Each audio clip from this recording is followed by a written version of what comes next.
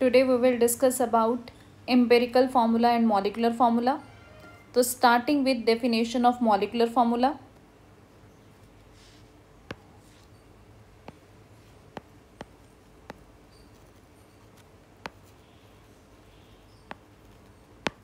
The formula which give actual number of atoms of various element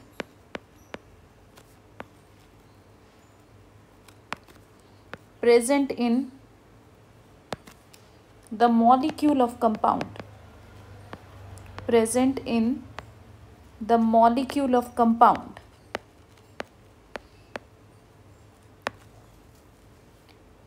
देखो बेटा, अगर हम बात करते हैं मॉलिक्यूलर फार्मूला की तो वो एक्चुअल में ये बताता है कि डिफरेंट एलिमेंट्स के कितने एटम प्रेजेंट हैं एक मॉलिक्यूल ऑफ कंपाउंड के अंदर। वो आपको क्या बताता है मॉलिक्यूलर फार्मूला के बारे में। अगर हम बात करें empirical formula,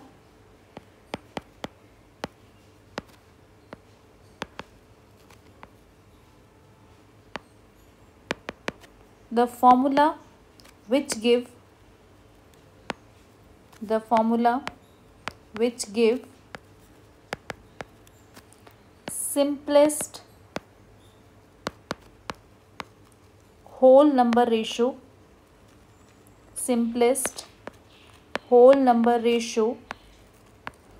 of atom of various element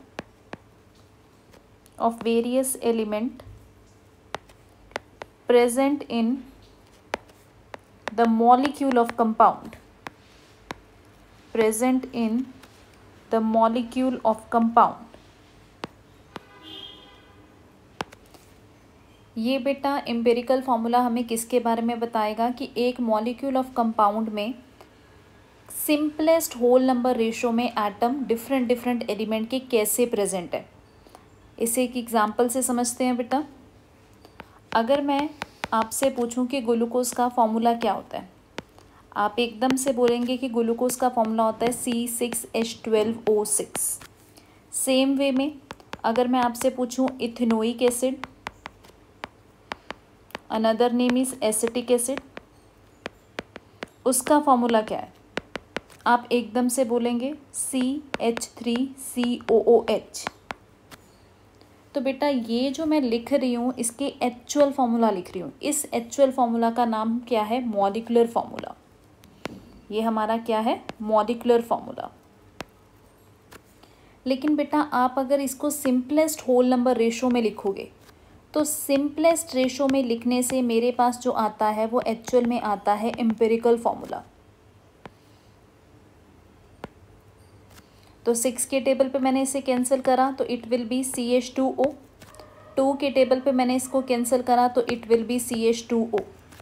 तो तुमने देखा इन दोनों का एम्पिरिकल फार्मूला सेम है, लेकिन जो एक्चुअल फार्मूला इनका एग्जिस्ट करता है that is it's molecular formula.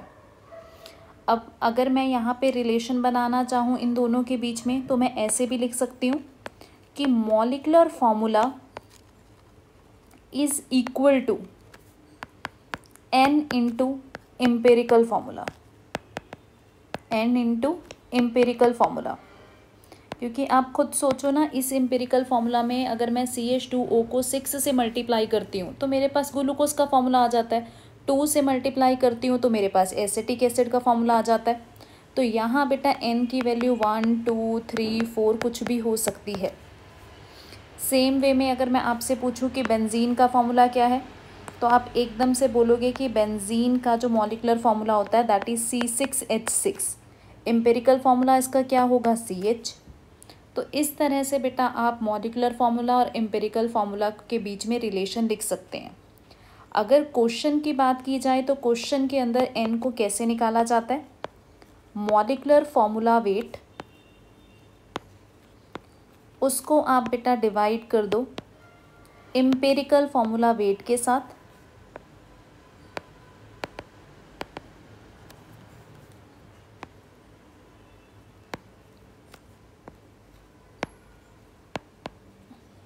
इससे बेटा आपके पास n की वैल्यू निकल जाएगी। अब इस टाइप के क्वेश्चन आंसर्स बहुत ही ज़्यादा इम्पॉर्टेंट होते हैं, जो आपके नीट में, स्कूल के एग्ज़ाम में, सब में आते हैं।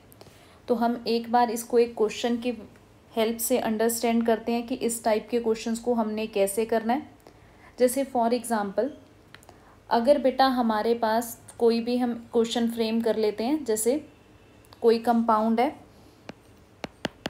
इन अ कंपाउंड एटम ए, या कार्बन ही ले लेते हैं, carbon is 80% and hydrogen is 20%। If हमें बेटा क्वेश्चन के अंदर कार्बन जो है वो 80% गिवन है, हाइड्रोजन जो है वो 20% गिवन है, और हमें क्वेश्चन में ही गिवन है the molecular mass of compound is 30, तो it's molecular formula will be,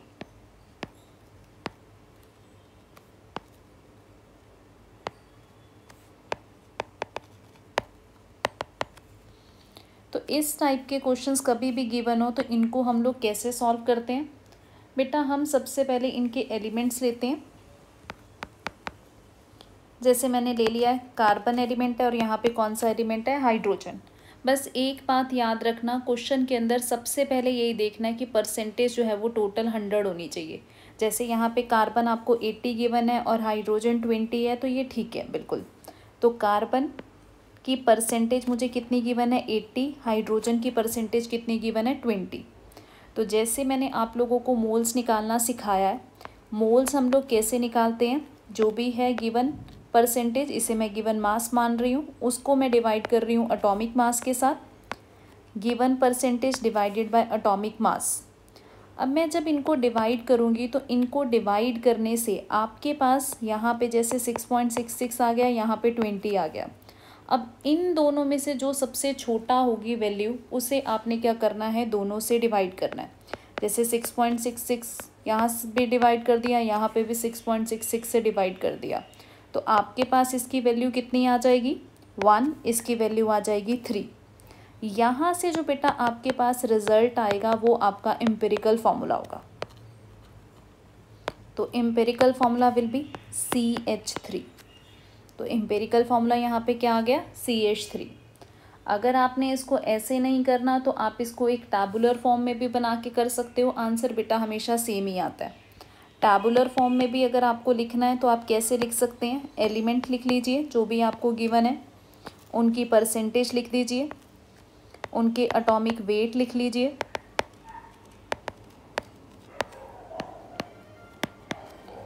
उसके बाद बेटा जो भी आपको परसेंटेज गिवन है उसको एटॉमिक वेट के साथ डिवाइड कर लीजिए। उसके बाद बेटा सिंपलेस्ट रेशो लिख लीजिए। क्राइटेरिया बिल्कुल सेम है, आप इसको टैबुलर फॉर्म में भी लिखना चाहें ऐसे ही लिख सकते हैं। Carbon and this is hydrogen. Carbon मुझे कितना गिवन है क्वेश्चन के हिसाब से, 80। हाइड्रोजन कितना गिवन है बेटा, 20। तो यहाँ मैं 80 परसेंटेज डाल रही हूँ, यहाँ 20। एटॉमिक मास कार्बन का 12, हाइड्रोजन का 1। जब आप इसकी परसेंटेज निकालेंगे तो बेटा परसेंटेज इसकी कितनी आई थी, 6.66। यहाँ जो आई थी वैल्यू आपकी percentage divided by atomic weight करके, दैट इज़ 20। अब इन दोनों में से जो सबसे छोटा है उसको दोनों के साथ डिवाइड कर दीजिए। यहाँ से बेटा आपके पास सिंपलेस्ट रेशो आ गई। तो ये जो सिंपलेस्ट रेशो आई है ये आपको क्या बताएगा, एम्पिरिकल फॉर्मूला।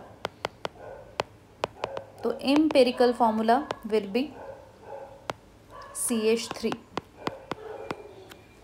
अब यहाँ बेटा एम्पिरिकल फॉर्मूला दोनों मेथड से हम निकाल चुके हैं, चाहे इसको ऐसे कर लीजिए चाहे टैबुलर फॉर्म में कर लीजिए, your wish. Empirical formula wait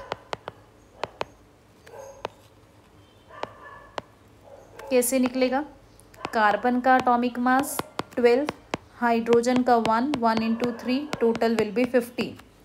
और बेटा क्वेश्चन में ही हमें ऑलरेडी गिवन है molecular formula weight, and that weight is 30. You have to calculate value of n by using formula molecular formula weight divided by empirical formula weight.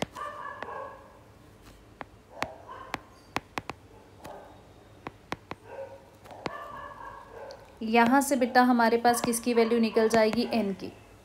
तो n will be 30/15, that will be equal to 2. हमारे question की demand थी कि molecular formula निकालना है. तो molecular formula के लिए मैं स्टार्टिंग में ही आपको बता चुकी थी, n इंटू एम्पेरिकल फॉर्मूला कर लीजिए, आपके पास क्या निकल जाएगा, मॉलिकुलर फॉर्मूला. तो n हमारे पास बेटा कितना है, 2. एम्पेरिकल फॉर्मूला कितना है, CH3. Answer will be C2H6.